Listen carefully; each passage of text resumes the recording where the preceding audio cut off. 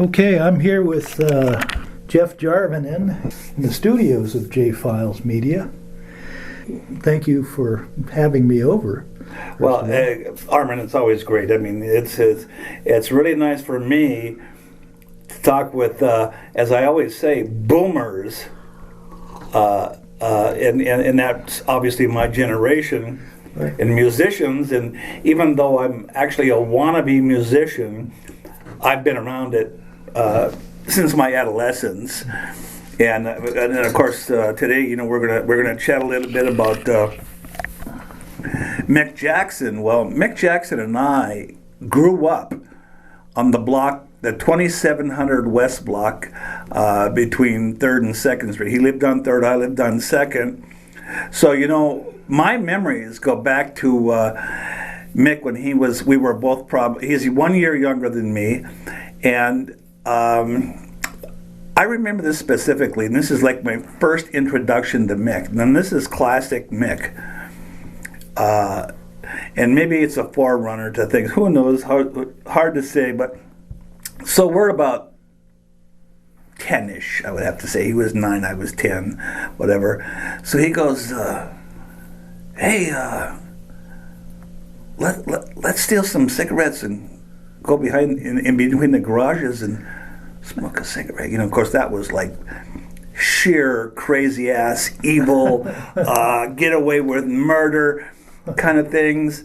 And our parents, my dad smoked, his dad did. I don't think his mom did either. But I remember stealing one of my dad's Winstons, because he always smoked a Winston. Always lit one, hung it out the corner of his mouth, and it sat there till the ash was about 2.5 inches long. And then my mother would yell at him and say, "Harold, your cigarette." And of course my dad would look at it, and of course the ash would fall off on the floor. But anyways, we stole cigarettes. So we'd go in between the garages. Of course they faced the alley, and back then, they built houses and garages right next to each other, back in the old days. And so there was like maybe 2 feet of space, maybe in between. So we just scuttle in there, later in the evening, of course, after school, blah, blah, blah. Scuttle in there, kind of crouch down and light these cigarettes and smoke them and thinking to ourselves how probably cool we were, not knowing the whole scope of the whole thing. But anyways, that's my real introduction to Mick. Now, it's really unfortunate because, I smoked 37 years before I quit 12 years ago, and I have COPD. Mick has been smoking since he was a young boy, and heavy, and hence now he has stage 4 lung cancer. And what do you say? We all bring this stuff on ourselves. It's not about blaming somebody. It's not about our parents. It's not about anything, And as an adult, and I always tell my adult friends who are smokers, as an adult, you have to quit at some time. Mm-hmm. And I don't preach because I say, I don't have any room to preach, because I probably smoked longer than you were alive to some people. Yeah. But it gets you. It will get you. Now, since then I found out that, many people here in the United States die of COPD because it's just a lung issue. Yes. It's nothing more than a lung issue, but a lung issue translates to a heart issue, translate into, if you have a bad day, you're out of here. So there we are. Yeah. So now we go back to, for me, 7th grade, I started playing drums in band, which I just absolutely loved. And for a high school kid in band music, I did good. I wasn't outrageously great. I wasn't on the bottom. I did good. Senior year, I was stage band, pep band, marching band, drum major, everything, So I actually had a pretty good time with it, But that was my day. After I got out of school, I played in a couple of rock and roll bands. I think I got my first introduction maybe 16, but then I played in a legitimate band after high school with 2 older guys and 1 younger guy, and we played professionally, handfuls of gigs, and that was my introduction. But we were doing stuff, Beach Boys and the Monkees and that kind of stuff, and great song. It was good for me. I did okay with that, and of course, the ubiquitous "You Don't Like It That Much" Wipeout, which was so hugely popular back then, and but that's one of those things, It's a brilliant thing for a drummer. Yeah, it's a great thing for a drummer. It's a boring thing for anybody else in the band. Yeah, but Mick, what was he? Well, Mick had to be 14, 15-ish, and I don't know exactly how he got started on the piano, if it was by ear, or he went to Catholic school and stuff, but I know that he got a Farfisa organ early on, and here's a really interesting sidebar.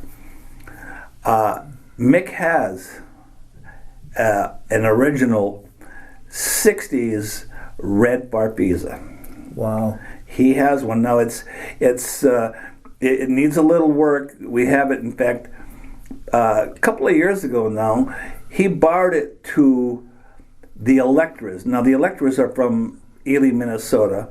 They were a huge name back in the mid 60s to later 60s. They, in my personal musical estimation, they were punk before it was punk. They did some songs that are actually in 45s that are collected worldwide. You gave me that CD last time. Yes, I listened to them. And they were ahead of themselves, actually. Now, the lead guitarist in that group, Bill Belinsky, we are good friends. You will get to meet Bill. Bill asked me about one because the Electras were inducted into the Mid-America Music Hall of Fame. Wow. What is it? It's probably 4 years ago now. And down in the cities, and we went down to the big, it was at the Hilton or something. We went down there and they had a big thing. And actually, these guys, it was a couple of day event. It took 2 days, I think, to do this event. They were like one of the stars of the whole event. And when they went up and did their set, they played a set, all their hits, so to speak. I tell you what, it was just mayhem. Immediately, there were people out dancing, and of course, they had a Ely entourage, but not that big. But everybody just came out and were dancing, and I've got some video of it and stuff. But they had borrowed Mick's Farfisa because in their early recordings, if you've heard it, you can hear that Farfisa. Oh yeah, and it's it isn't the very same one, but it's the very same Farfisa. Right. And I had one of those too at that age and those years. Yeah, and I think what's going to happen now is when we do the concert for Mick on August 21st of this year, I think we're going to have that Farfisa up for auction. Oh wow! And that's a true history piece from a true Northland legend. I mean, Mick's been playing continuously, not just playing. He's been playing continuously since he started with Sound Incorporated. He was their second keyboardist. Bob Schrader is one of the original 6 members. He was a keyboard player, and these are all Cathedral boys now. Mm-hmm. And Mick, Bob went on to do other things and educate himself, and he's done really well for himself.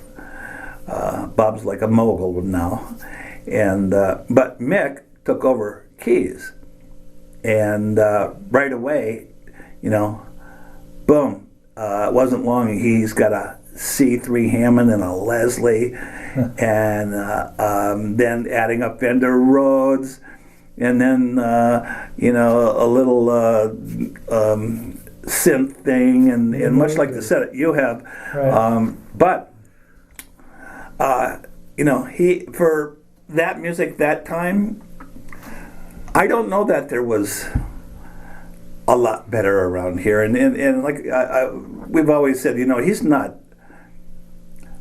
He's probably not Keith Emerson's league, but he's. None of us are. Well, none of us are. but he's no slouch. He never was. He just always did good.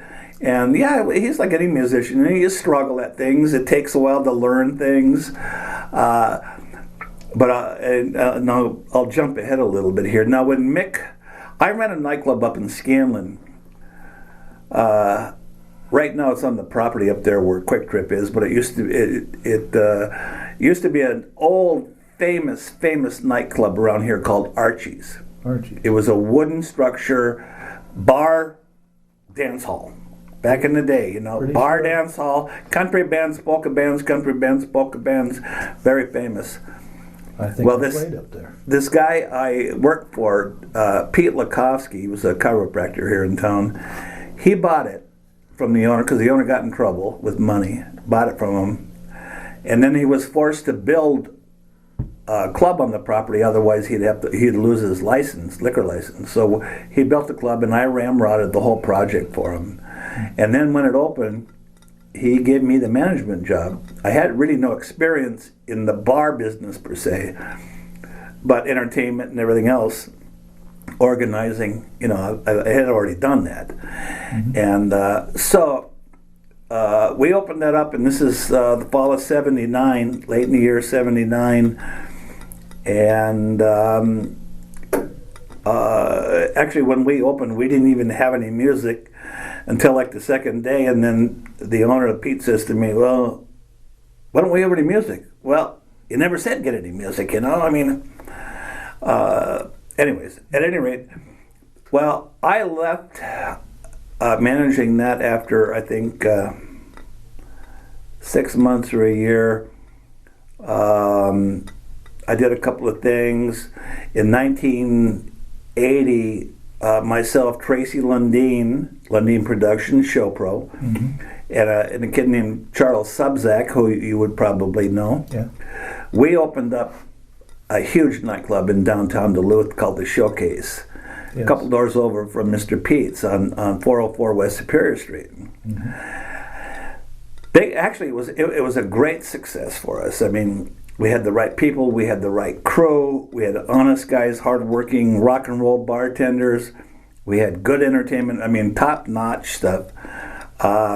But we went in young, stupid, and blind, and triple net lease, really lost our ass, couldn't make it up, and we didn't have any cushion money, because in the bar business, especially when you start out, it cost us $40,000 to get in the door. Wow. And in those days. In those days. We're talking 1980. Yeah. It took us $40,000 to get in the door. Then with a triple net lease, well, anytime you fall on slower times, you need a cushion. We never had any. But physically and venue-wise, it was a success, Anyways, we lost it after a couple of years, and it was ridiculous. And I managed the club. Mm-hmm. Chuck booked it, and Tracy was supposed to promote it, and these guys did. But I relied on them when we went in, thinking they knew more about numbers than I did, Tracy especially. Well, they were as naive as I was, to the letter. Blah, blah, blah. Hence, we jump up, I went back to the register. When I got back up to the register, I told the owner, I said, we need to get a house band here. And I lobbied him for a while. It didn't take him too long. And he goes, yeah, okay, because, that was being done then. Yes. It was being done then. It was successful. Right. And it prevented a lot of crap moving in and out and blah, blah, blah. So anyways, he finally gives me the word. Well, the first person I called was Mick Jackson. I called Mickey. I said, Mick, Pete's given me the okay to put together a house band, because I know Mick's skills here. Now, this is all the time of, like I said, Hairball, Sammy Hagar, Loverboy, Sister Christian, the whole gamut, fun music though, just fun. And so Mick calls, I don't know who he called second, Randy Thilmany, the drummer. Randy's from Proctor. Then they get a hold of Glenn Hendricks, I think, Bill Mulder, I forget, Jimmy Hayes was the first bass player, I think. Well, anyways. I know Jimmy well. Anyways, these guys started out really, really good. Crowds were there. Bill left. I don't know that he fit in or liked the scene or whatever it was. He left. Then we had a couple of lead singers, Rick Saylor, not Jim Saylor, but Rick Saylor, Jim's brother. Mm-hmm. And then we ended up with a guy by the name of Todd Bakke from Cloquet. Very good, very, very nice guy to get along with. He was a good singer, but he was much like Rick, didn't have the stamina, to belt these rockers out back in the day when these guys were, punching it, Yeah. And you got to know how to breathe, and you got to have that technique, and that's where the great ones come in, like the Stephen Perrys and the Freddie Mercurys. They go up there and they belt it out, and they're not even breathing. Right. They're not even breathing hard. These other cats are struggling to get through. Rick Saylor couldn't get through 4 hours. But yet his voice was right on the money. His tone, he looked good up there. He's a good-looking kid. Mm-hmm. Well, anyways, Mick is the keyboard player. So finally it ends up Mick Jackson, Randy Thilmany, Glenn Hendricks. There's a power trio right there. Then Dave Ferrick ends up on bass, and he's a rocker right from the get-go. And then, of course, at the end, this Dave Bakke. And these guys kicked ever-loving ass. I mean, they were good rockers, hit everything. And, of course, you're aware nowadays of the hairball band, right, who do this routine and the dress-up and the show. Huge. Well, Bad Boy was playing music as good as these guys were doing back when it was top 40. Wow. Now, they didn't do the show because bands didn't do the show then. There was no show to do, really. Okay. But as far as punching it out and pleasing the crowd, these guys willed. And I'd sit many nights at the bar there working on, and I'd stop and listen to them and just go, oh, Buck, how cool, how good is this fucking shit? And I'd tell them, and Mick knows and all my friends know, I wouldn't blow smoke up your ass if you were on fire to tell you were great. But when you're good, good is good. Good is good. So, sure is. And every musician knows that. Every musician can come back and say, yeah, that was friggin' outstanding. And of course, you've experienced it probably a zillion times yourself. Oh, yeah. Yeah, but it's... Yeah, those are some special guys, though, in that group. Yeah. A special group of guys. Yeah, so anyways... This is what I say about Mick now. Mick has played this continuous 45, Mick turned 65 the other day. Wow, yeah. So he's been playing continuously for 45 years. And playing longer than that, playing for 50 years. Yeah. So in my vernacular, he's a Northland legend. He certainly is. Now, there's a lot of great cats out there. There's a lot of nice young guys out there, really talented, really smart, doing great things. It may not be what you and I might like. It doesn't really matter. But, if you've got a mere 10 years under your belt playing, you're not a legend. No. You might be good. Yeah. But you're not a legend. Mm-hmm. Now, as we're talking about this thing with Mick, this concert for Mick, and I don't think I mentioned this to you. Maybe I did. Anyways, when we started doing this over a month ago, there was a couple other friends of Mick, including Donnie Buck, that jumped on and we're going to go get this nightclub or whatever and hold this benefit. And I've done benefits at the Come On In. My daughter owns it, Pam Hole. Okay. And done it and been very successful. Well, you were there. Yes, I was. Jimmy Jam. Right. You were there. That was a great event. Anyways, we knew right away. they're not big enough, not even close. I told Tracy, I said, Tracy, we're going to do this thing. If we're going to do this, if you and I are going to work on this, we're going to make it great. Mm-hmm. And we're not doing it this half-ass. Right. Because that's my old thing about growing up. My dad always said, don't do stuff half-ass. So you learn. Anyways, right away, Tracy was on the hook to the Clyde. And they responded, and it wasn't even a week, and they said, oh, yeah. Of course, the beauty of it being Sunday, but you can't do something with musicians unless you do it on a Sunday. Yeah. You just simply can't. So it's all worked out really good.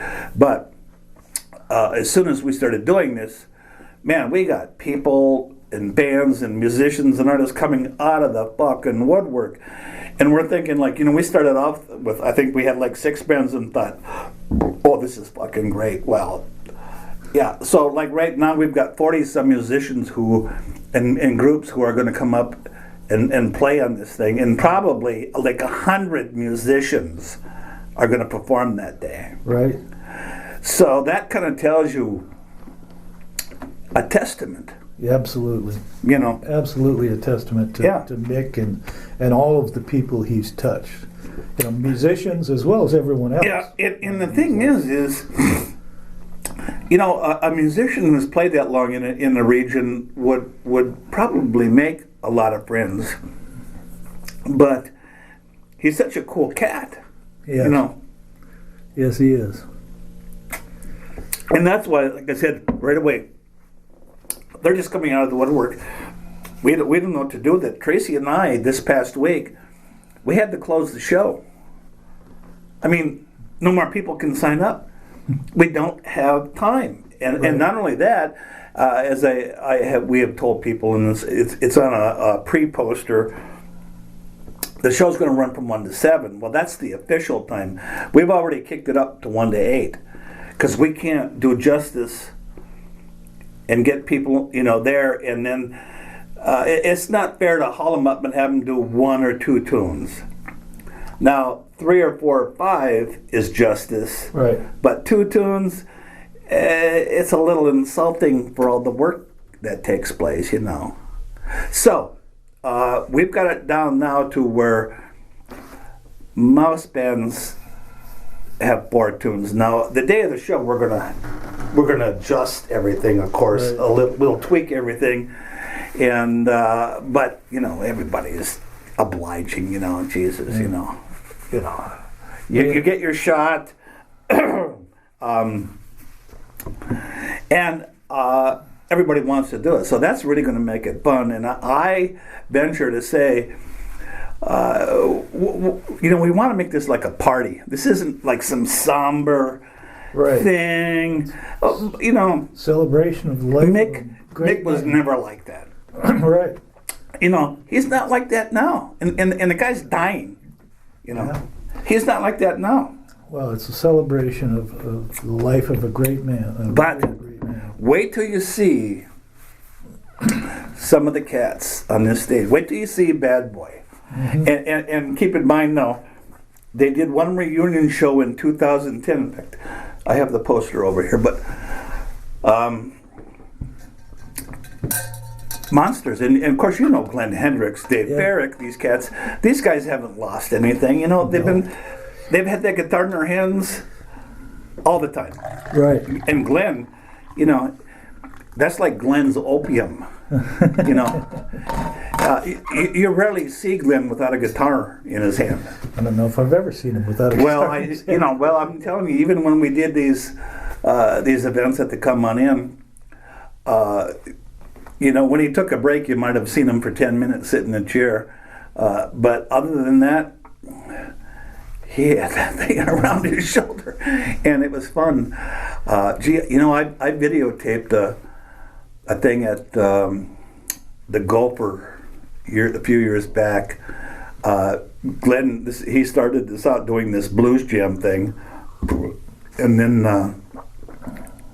he kind of got this moniker Blucifer that I played up on, and And but he had, and I videotaped it, and it really came out quite good because it was just really impromptu videotaping.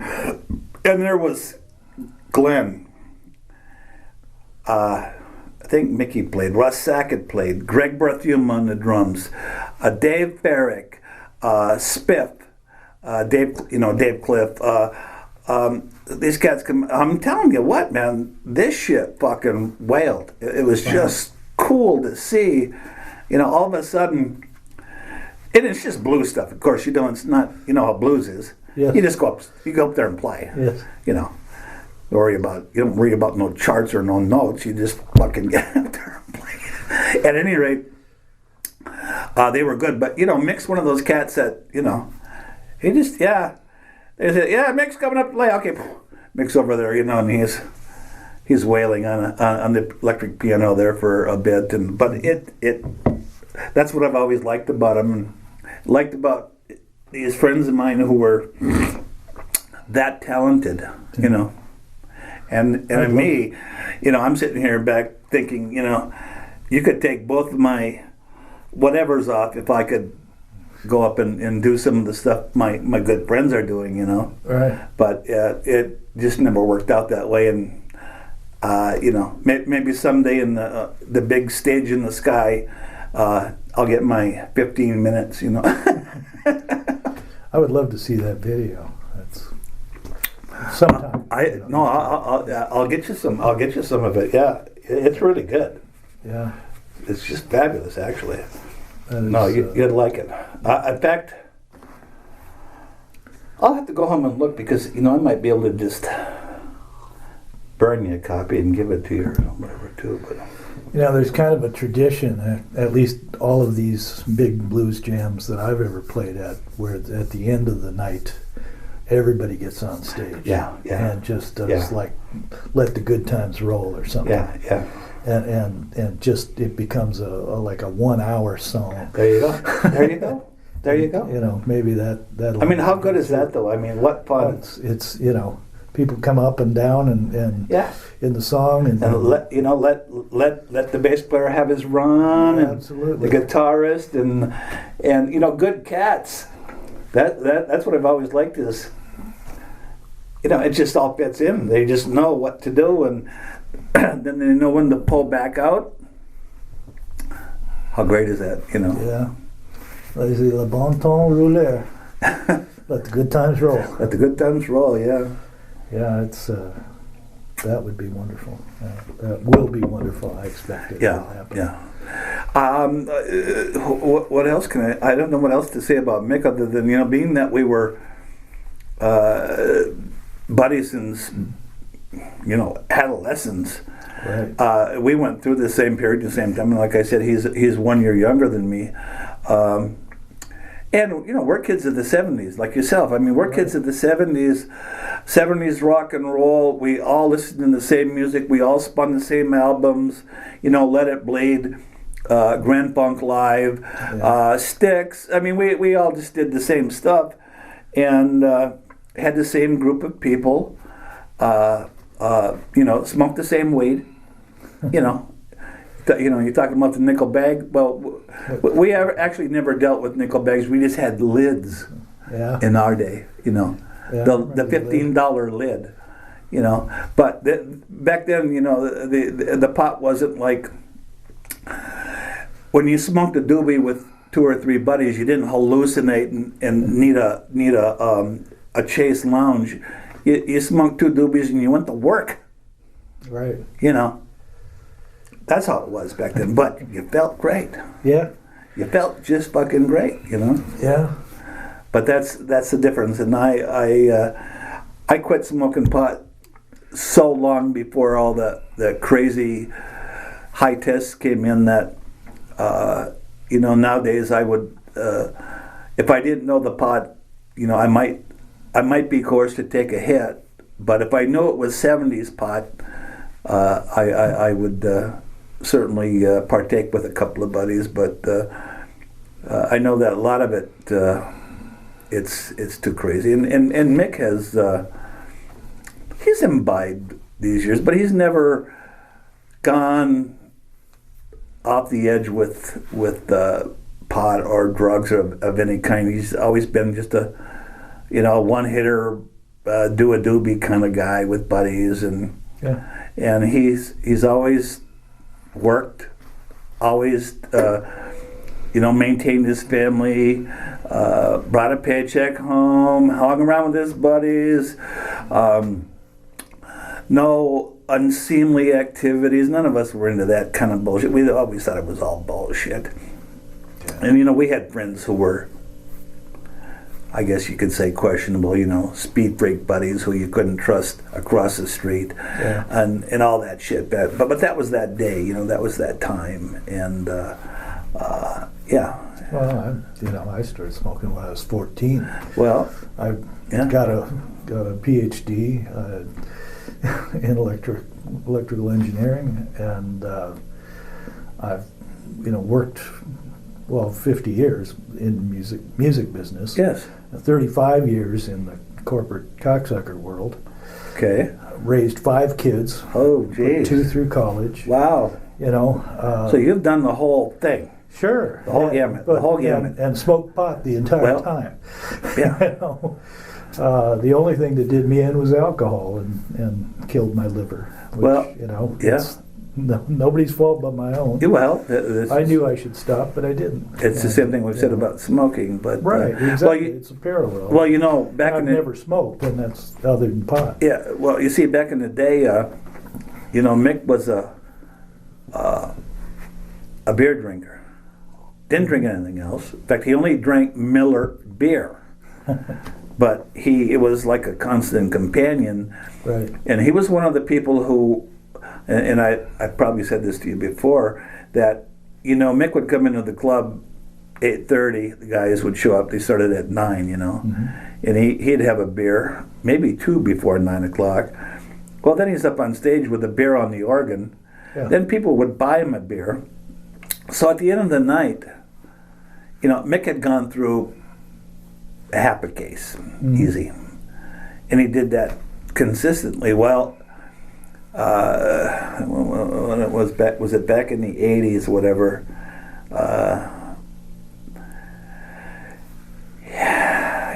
I think it was even in the Showcase days. Well, he was had a little bout with his wife. He was separated for a little bit, and he was drinking and partying. And I remember we were a bunch of us, our crew. We worked the shows at the arena for the rock and roll promoter. So we went and did security and everything and backstage for all these big shows, all of them. And I remember one time Mickey had a collapsed lung. Woo. Collapsed lung, just boom, and he got back over that and got healthy. But it was around that time, and I forget, this has got to be probably mid to late 80s. I think he got to the point where he knew it was causing real problems, and he just quit cold turkey. Yes, shit. He just dropped it like a bad habit. Yeah. And he hasn't had any for ever and a day. I can't tell you exactly what year that was, but a lot of musicians, struggle with the alcohol and the drug things. I mean, it's common. The story. The general public might think it's folklore. It ain't. No, it ain't. It ain't. It's not folklore. No, it ain't. And it's just the business. Well, look at some of the greats in the jazz and blues world. Sure. Friggin' heroin addicts left and right. Yeah. Big name cats cutting albums. Junkies. Paul Butterfield. Oh well, you can't even pick one back in those days who didn't do it. Right. Anita O'Day. Do you know who that is? Yes. She's one of the great singers, jazz singers, and women. Absolutely. Nice. Her husband is a famous drummer. I forget his name. Famous drummer. They all went through it. They all went through it. Yep. They all went through it. Some didn't come out. Bird. Yeah. Oh, jeez. Yeah. Come on. Yeah, he had it bad. And it took him out too. Yeah. And he was young. was young man. But going back to Mick and our crew, we never got into any of that. I think it was way too scary. It wasn't available, and you know what? We had tough enough time most of the time getting money for a lid together. So there was no $50 heroin pouches that we were interested in. Yeah. So it was like, screw that shit. We're getting loaded. We're hanging with the girls. We're partying. We had some serious ass fun in the 70s. I'm just saying. Just serious fun. Like the old adage, people say, well, if you went through the 70s, you can remember it. You actually didn't go through the 70s. and all of us, well, not that any of us have any bad or missing memories of that. The thing is we have lots of memories of that, but you go like, whew. We're almost kind of fortunate that between the 70s and probably a lot of the 80s, because then it got scary again, we're lucky we climbed out of it, and I'm not even going to go into talking about the 80s and all that scene and stuff, because those were the Coke years. Yeah, the white years in a white room. Yeah, that was. Well, that was fun, but fun at a serious cost. Yeah. And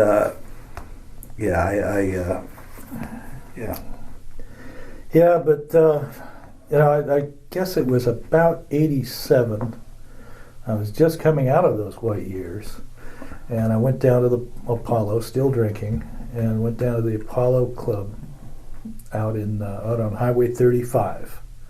Oh yeah. And there was a really good band, fantastic singer. I forget his name, but there was Mick Jackson playing a sequential prophet, and they did this song that was my wife at the time and I. It was our song, "When a Man Loves a Woman." Oh yeah, that's right. And Mick came in gently at the end of it, or throughout, I forget, but gently with that horn part, that beautiful horn part behind it, just perfectly placed, just perfect volume, perfect, the perfect dynamics.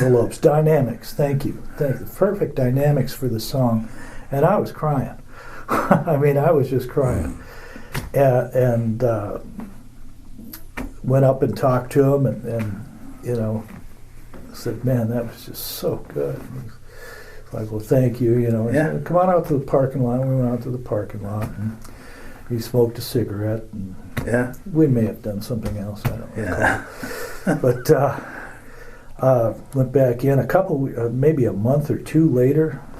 There was a split between my wife at the time and I, which ended the union. Yeah. And I was in pretty mortally wounded at the time. Of course you would be. And I went in, and I'm again talking to Mick. Yeah. We went out in the parking lot again, and he says, "Man, I can see you're going through some changes."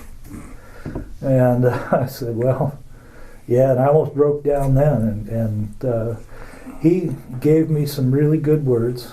I don't recall what they were, but really good words, and made me feel better, and kind of helped. It was like the nudge I needed to start climbing out of that hole I was in. Well, you see, and it was, and it was with love. It was, and I didn't know him that well. No, that's Mick. I just met him a couple times, and it was just like I'd known him since childhood, like you. Yeah. But he just treated me so great that that's my number one memory of Mick, and of course later in years I'd go and see him play, and just always admired him. Now, do you recall the name of the band? This would have been 1987 that Mick was in at the time. It might have been the Main Event. Something like that. Could have. Yeah, I think it might have been the main event. Do you remember any of the other members of that? I knew that. Glenn somebody. I think Ed Gallagher may have. Ed Gallagher playing drums. Yeah, that's the main event. Okay. It was the main event. It was. Yeah. Ed Those guys were. They played at Charlie's for a long time. Mm-hmm. They were huge. Back in the house band days. Right. They were huge out there.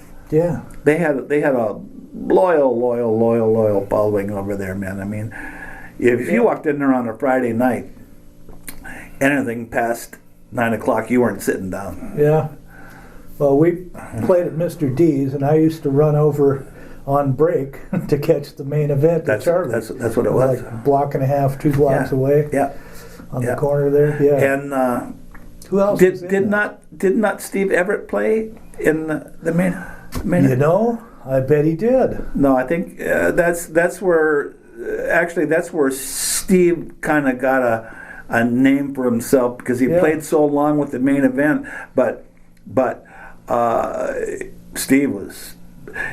Now there's a kid who had automatic chops. He was a good bass player, got all those cool notes, but then he sang right on without any ego behind his persona. You know, just sang it out, great tone, intonation, the whole works.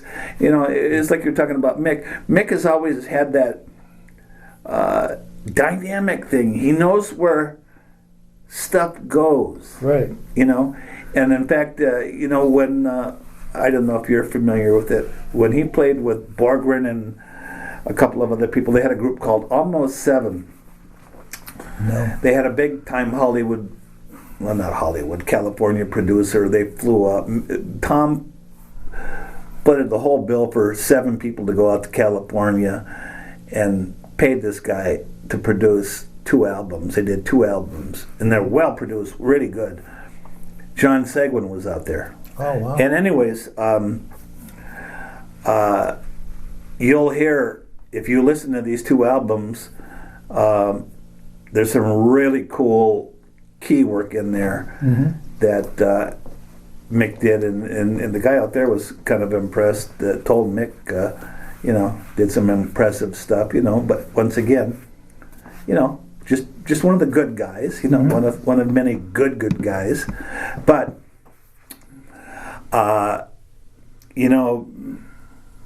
being that Tom produces stuff, and Tom really doesn't know what Mick knows.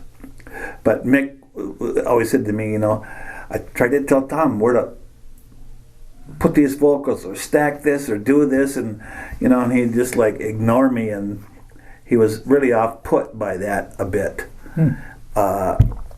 It still turned out good, but I mean, had Mick been the arranger, it would have been better than what it was. Just because he knows. Yeah. He'd been doing it. Borgren's been a long-time musician and a great guy, a real big supporter of all of us. He's just not Mick Jackson.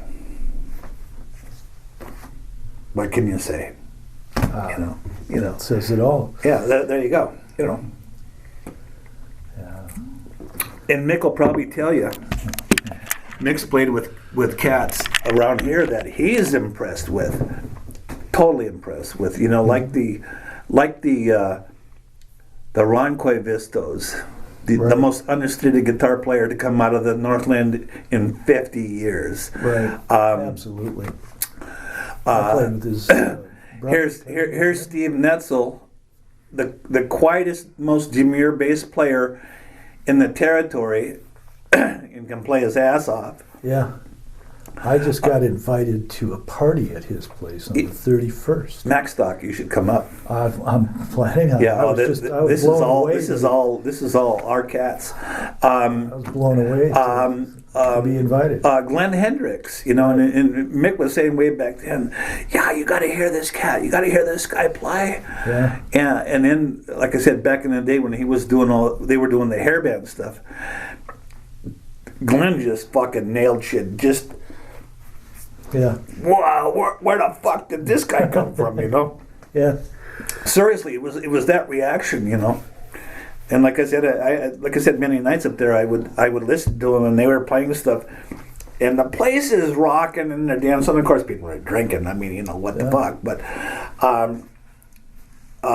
yeah, I mean, they had people standing ovation, standing. The whole fucking club, 300 people. Yeah. And it's like, well, they deserved it. Right.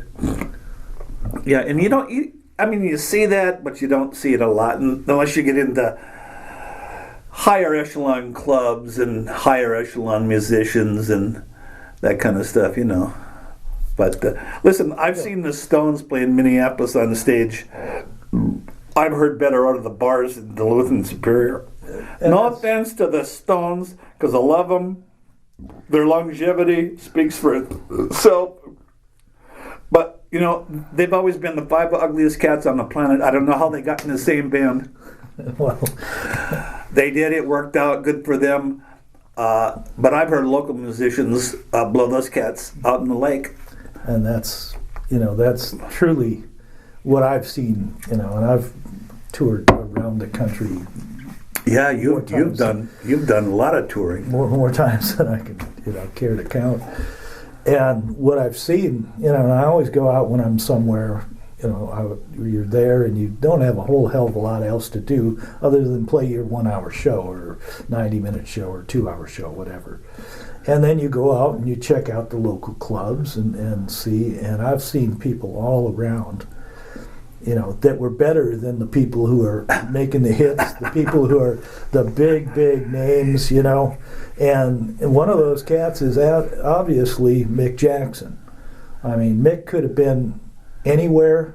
He could have been at the top of everything. He could have. He's that stock. Right. I mean, had he been in front of the same people that made Dave Clark 5 their big hits, right, or even the Beach Boys, let's say. No, he was never. He was. I don't know that he wasn't a singer, but he had the ear. Right. He knew where to put stuff. Right. Yeah, and I'm really surprised in the later years how many musicians say the same thing as that. And I've said this. I've been on record saying this. There's cats here every bit as good as these cats who've been cutting albums and records and whatever. God, man, fuck, I've heard these cats, I know better. Now, not to say everybody is of that, but there's still huge handfuls of guys up here who have that talent, But the one thing that I've noticed is there's more per capita here than just about anywhere else. There's the point to make. Right. There is the point to make. That's the exact point. People. I'm glad you said that because I'm going to use that now. Okay. I'm going to use that now. You have but lessons. No, it's true. It really is true. It really is true. Yeah. How many good cats, and why up here in the tundra did that take place? Now, here's the sidebar to that is Minneapolis area has always been recognized as a hotbed of great talent. Going back, I mean, the Trashmen. I mean, they were just a one example from the '60s, but there's been many more. Prince, the biggest name on the planet. Right. Where's he from? He's a St. Paul kid. Grew up in the fucking streets. Right. Okay? He just learned early on to practice. And then when you go out, you're better than everybody else. And so what happens? People take notice. Right. And that's how he did his thing. He just learned more than the average cat, got better sooner, right, and got recognized. And rightly so. He deserved it all. Well, the other part of that equation, and it worked in my world, and I'm sure so many others, but I started playing when I was 12, and I'm playing with cats that are way the fuck better than me, and always did that. I always jumped into shit. Can you do this? damn right I can do this. Oh, hell yeah. Yeah, I know that. And I would sit at home and study whatever it was they wanted me to play. I would sit there and 10 hours a day, 12 hours a day. I would sit there and learn, and I'd get in the band and I'd be just nervous as shit, but I'd rise up to that level, to their level, or eventually, within a few weeks or months of playing with them, I'd rise up to their level. And when you keep jumping in to bigger and bigger things, which is what Prince did, bigger and getting into bigger and bigger things, you either sink or you swim. Okay, so here's my question to you, because I can't ask Prince. What is the impetus for that? What made you do that? Was everything else in your life so bad? Was it just normal? Or did you just see this as, if I'm ever going to get anywhere? See, I never had that drive, and I always know, listen, I could have practiced way, way, way more than I did and had been better.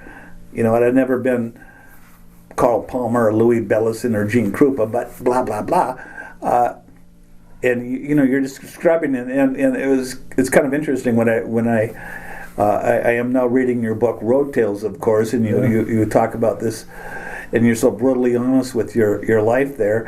Mm-hmm. What the hell are you doing, pounding keys at 11 years old or 12 years old like that? I mean,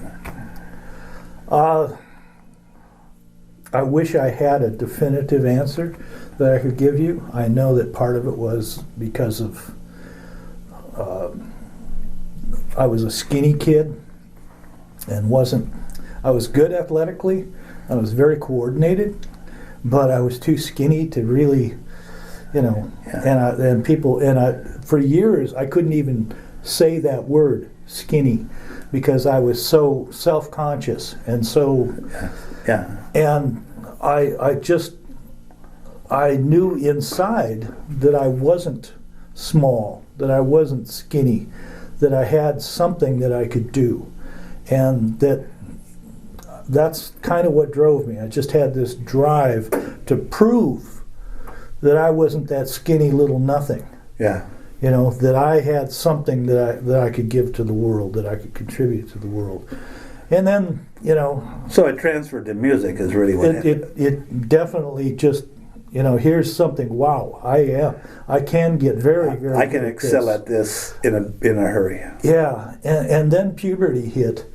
And then it was about getting chicks. Because all of these rock guys had lots of chicks, and I couldn't get a girl to spit on me if I was on fire in junior high school. Yeah. But once I was on the bandstand, once I was up there playing with these different cats, and when you're playing with somebody like Del Shannon, where there's just scads of girls that come to see him, the cast off from that is pretty nice. I remember as a young, I think I was probably 15, going downtown, and there was a club on the avenue between Superior Street and First Street. I forget what it was. I don't think it was the C Club, because I think that was on First Street. But what was the name of the place? I can't remember. But it was just a little made-up ballroom. But I went there, and you know, of course, I'm just starting my drumming thing, and here the DeVilles are up there. It's okay.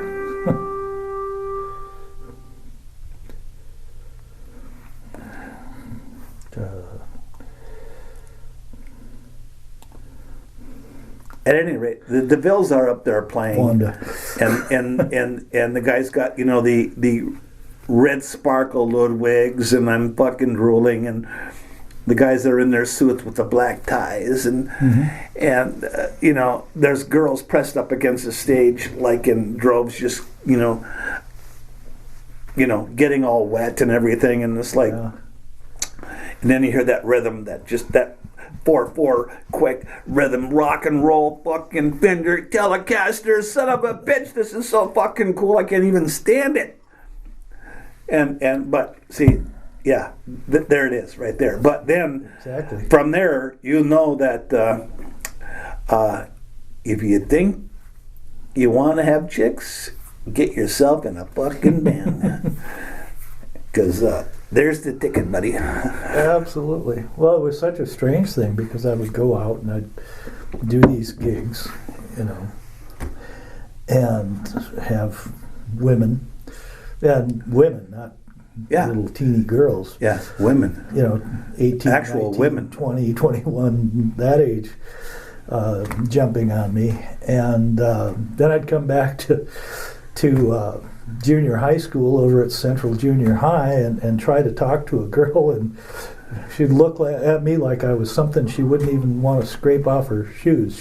She'd burn them before she did. You know, it's like, okay, that's fine. I got this other life. I got this secret life. You know, that's fine. Yeah, you know, you all don't know who I am. Right. Okay. So and then you know, that's where it was at. Yeah. So, and that just pushed me farther and farther towards, okay, you know, I don't have a girlfriend. I don't have a girlfriend. Yeah. Right? Didn't have one for years. I don't remember the first one. Well, Patty O'Leary was probably the first girlfriend that I had. Sure. Not her real name, but. Yeah. Well, I you know, I mean, I know from watching my musician friends play, and then, you know, they'd take a break, and of course, you know, they'd take their 15, 20-minute break, and the first people that would come up and talk to them, of course, were two girls. You know, it seemed like they always came in pairs. You know, two girls would come up, and you know, the guy would sit on the end of the stage like this, and chat with two girls for about 10 minutes out of the 15, and walk up the bar and get a beer and smile and then go jump back up on stage, and it seemed like that happened like constantly. Yeah, it did. You know, which I, of course, I thought was pretty cool for them. But on the other hand, in the two situations, in the Register and the Showcase, being that I was manager in both clubs, I guess I was somewhat attractive to a bunch of women and stuff, you know, and I wasn't debaucherous, but it was nice to have a lot of the, you know, nice, smart, good-looking girls come up and want to be with you for a little bit, and that was swell, actually. Yeah. Well, I went down Debauchery Street, and I kept going for years and years and years and years, and just, you know, that monogamy thing was not for me. You know, I just, why?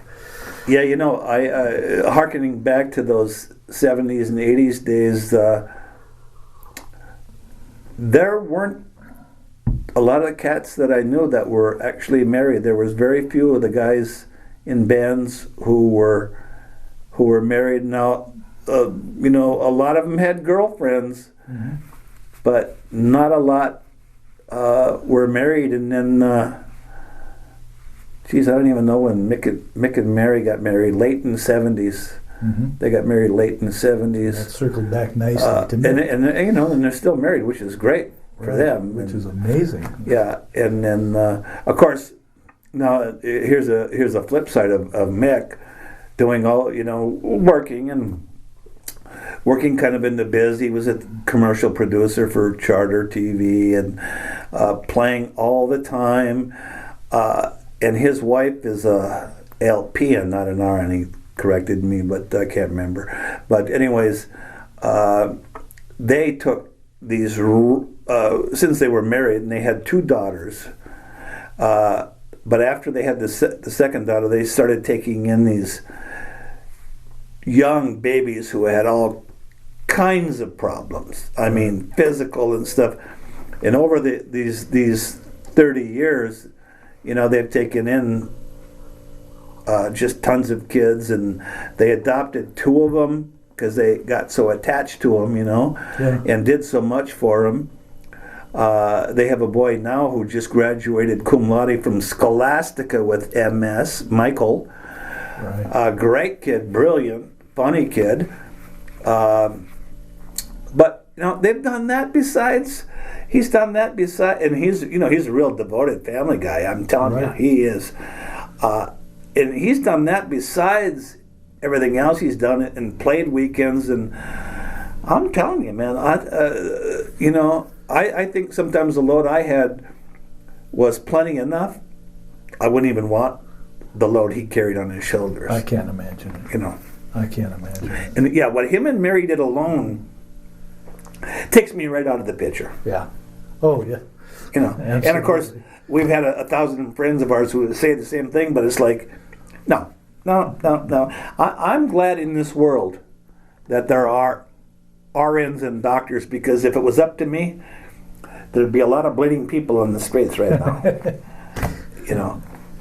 Sorry, I don't know what to say. I can help some other ways, but I have not taken in, but become confidant and to many boys and girls. Yeah. Usually boys, they were musicians, yeah, and helped them out and buy them equipment and things like that. Nice. And I guess there's one over in, she's in Duluth now, but she came up. I brought her up here from Jacksonville to get away from a very bad relationship, and she came up here and has settled in and is getting married soon. Wow. And very happy for her. Wow. And of course then there's the girl who was my best friend's daughter, and he died in 2000, Dave Martineau from Bad River Reservation. Okay. And I more or less adopted Jillian as my own daughter, and would run over to Melbourne every opportunity I had, from Sure. Tampa or from Jacksonville. It's not very far. It's like to the cities. Sure. When you're doing that kind of thing. Tampa's a little closer. It's like only 100 miles across the state. Yeah, right. And down to Melbourne. And so I spent a lot of time with her, and now she just went back to Carcans from Geneva. She just spent 16 days at Montreux. Oh, really? Festival. Wow. And saw everybody she could. And I know her. She doesn't have to sleep. She goes and goes and goes. No kidding. Well, she's 23. You remember the energy you had when you were 23. 23 says it, a lot of it right there. So, yeah, but, and she's brilliant. She's got a degree in journalism. Good for her. Actually at the age of 19, I think she got her degree. Yeah, she was homeschooled. We homeschooled her and gave her a real education, not an American education, a real education. And which, don't get me down the road of rebuilding the education system in America. That's about a 5-hour discussion. That's a whole different discussion. But to think of, bringing in, now these were all very, maybe they were kind of emotionally damaged people. Yeah. That I kind of helped through bad points in their lives. Losing a father at age 7 is a very tough thing. It's traumatic for a girl to do. But to overcome all of these physical infirmities too, that Mick and Mary have done for all of these years, that's a burden that would just be too heavy for my shoulders. Yeah, well, most of us say those same words. We just we're not of that stock. No, and that's what makes Mick the incredibly special person that he is, and the reason that when this news came out, which he didn't want to come out, and you spilled, and I saw him get on you about that. Well, he's the guy is so pragmatic, it works against him. Mm-hmm. It does. I mean, we've all got faults, and Mick is like, he's that pragmatic where it actually works against him.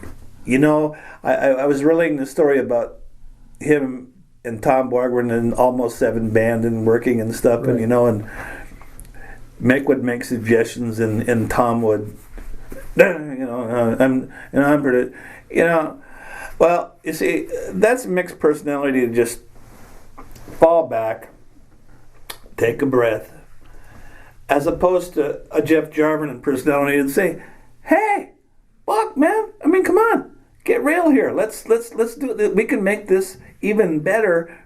Couple things. I mean, think about it here. Come on. See, I would do that. Right. And then of course, he would have been pissed off and blah, blah, blah. Where Mick, I guess, well, I'll just shut up. And well, that's fine for him. It's not fine for me. You see, it's not fine for me at all. I don't roll like that.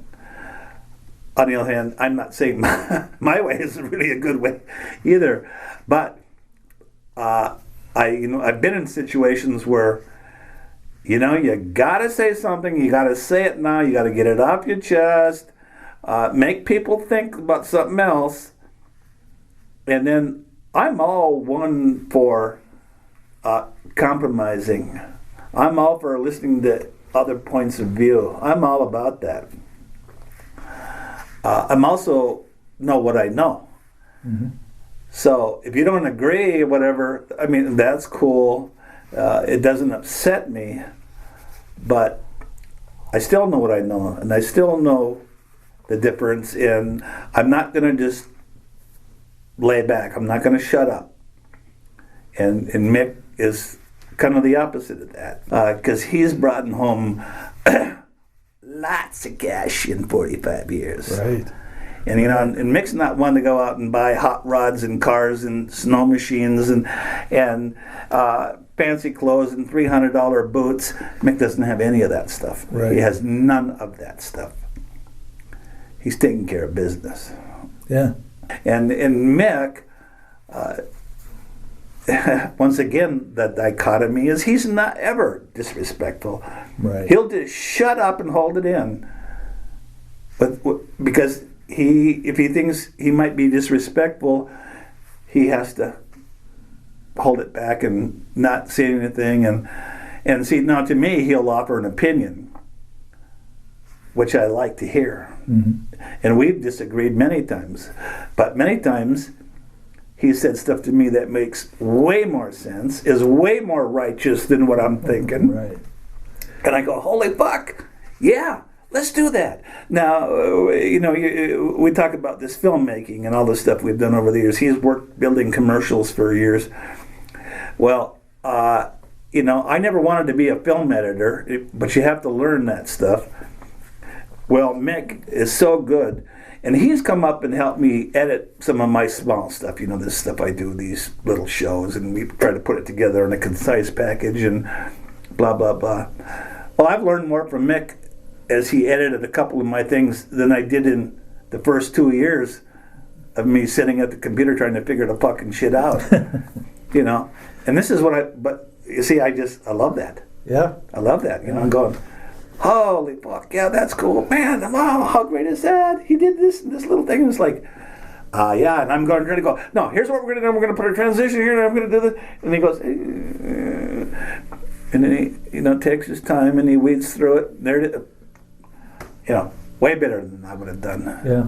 But I just have that, I'm 100 miles an hour kind of guy, and mix it like a 15 and a half miles an hour kind of guy, Yeah. So it works for him and it works for me, Well, I thought his narration of the Jimmy Jam video was just brilliant. It was funny. Absolutely. It was totally all Mick. Absolutely. See, now you see, you're one of the people. I shouldn't say you're. Well, yeah, you are. You're one of the people who really, well, you know enough about Mick to get that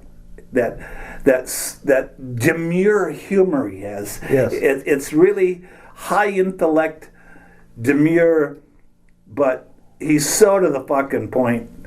And it's so great to hear. We've all said that to him. I mean, all of us guys, we know Mick's fucking hilarious. We've laughed at him and with him for 40 years. But when he did that, we were right here. Right. And it's like, yeah, how cool was that, Mick? How fucking cool. And I told him, I said, that came out fucking sweet, man. That was fucking the hit, you know. Yeah. And then, you know, you try to follow it up, trying to say something intelligent, and I'm like, you know, well, I could have just as well not been there, you know, for all I had to add, you know. Well, it was wonderful that video was produced, and I'm honored to be a part of it. Well, see, that's why I do these things. That's why I like to film these things, because, you know, they're history pieces. Yes. Now, nobody thinks anything of it now. You know, people don't get excited about it. I thought more of my friends would have really wanted these things, and when I make them, you know, I make them for myself. Yeah. For my history shelves, for my legacy. I make them for me, but I always have a half a dozen people say, "Hey, can I get a copy of that?" And I said, "Listen, I'll make some. I'll let you know." And so, like the Jimmy Jam, now I made. What did I make? I made. I don't know. I made like 30 of them. I got like 5 or 6 left. Wow.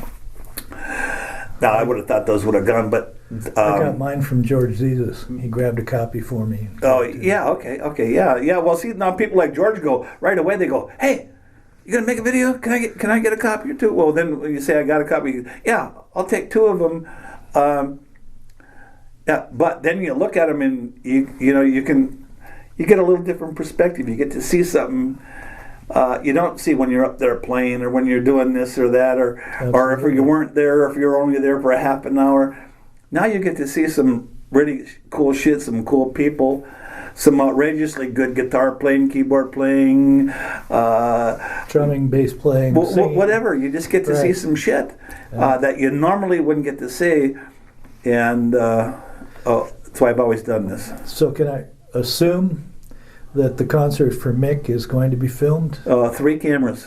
3 cameras. Beautiful. Yeah. In fact, you know what I did at a couple of events?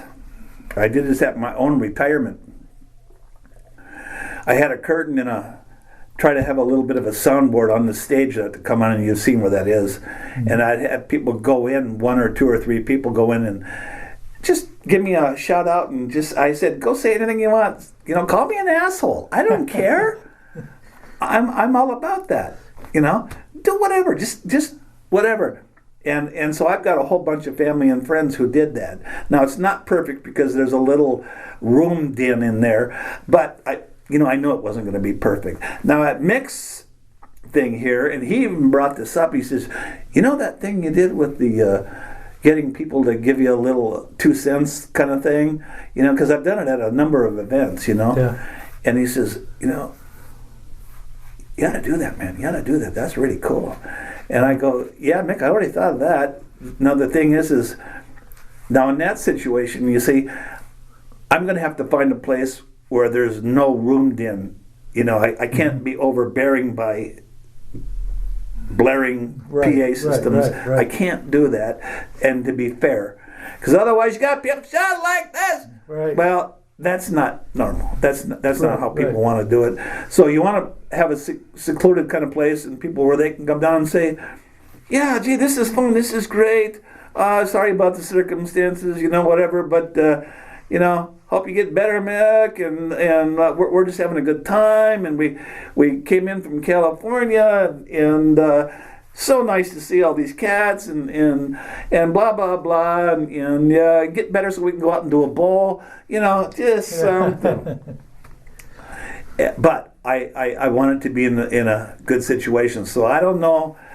I'm going to try to pull that off. But what I am going to do is I'm going to have one camera on a tripod, maybe backed by the soundboard, to shoot a majority of the show. Not 100% of it, because you know, if a band comes up and plays 5 tunes and I record 2 of them, I got, you know, a representation of that. Mm-hmm. And then I'm going to have somebody, maybe me and another guy or whatever, with a handheld camera so I can get up close on stage below the artist, and I can shoot the keyboard player, and then I can shoot the bass player, and I can shoot Tracy talking, or somebody can shoot me talking, and just get shots. But then I'd like to have that soundbite room too, where, and I think I could use my little GoPro camera with that. Sure. Set it up easy, because all you got to do is click a button and you got video, and it shoots really nice video, and just get them to say, "Hey, Mick, gee, this is, whatever they want to say, Right. And that's fun stuff to interject when you're doing this, and then all of a sudden it cuts and here's this cat, Glenn Hendricks, we haven't seen him for 2 years, comes in and, hey, and he says, you old son of a bitch, and Merle, and blah blah blah, and that stuff's fun. Yeah. So I am going to try to pull all that off, and then sure you will. And then of course somewhere down the road we'll edit it into like an hour-long video, and then I'll have some for sale, and I try to keep them at my actual cost of the thing, because you see, technically I can't sell them, because what we're going to have here is a whole bunch of cover tunes. What? And you can't sell cover tunes. ASCAP will be all over you. But I don't see. What I always put on the back of these is not for sale. Right. But you got to give me a $10 donation to cover my media costs. Right. My costs. So, and that's how I'll do it. But you know what? Nobody gets upset, because these are boutique things. These are not a guy trying to sell them out of the trunk and trying to sell 5,000 out of his trunk. This is 4 handfuls. Right. No, nobody gives a shit. Yeah. But I try to do it. I try to be above board with it, and as much as I can be. But. And then, in fact, I think what I might do is maybe sell them for a little bit more, and then give Mick and Mary like half the money. Yeah.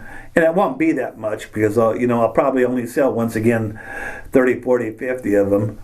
But give me half the money. What the hell do I care? Yeah. It's a little bit to help them. Absolutely. Well, I think we'll wrap up now. Yeah. Since we've got a very good podcast here. That's going to be nice. I thank you so much. I mean, this is such an easy interview. I just turned the thing on and here I go. Talk. Blah blah blah blah blah blah blah. It's wonderful. Hopefully, I made some sense, and for our people here in the Northland, for our generation, it's relatable. Right. Well, I think it is to everywhere, and I think people around the world that see this will identify with what's going on here. And I thank you for getting everything together, and I thank you for your time now. And hey, we're going to do this more. I mean, it's going to be a regular podcast thing. So, Aaron Blackwater, it's my pleasure. Actually, I'm quite honored. You're welcome back anytime you want, and certainly when we're talking about Northland artists and entertainment, we have a lot to talk about. Yes, we do. Thank you. Thank you, sir.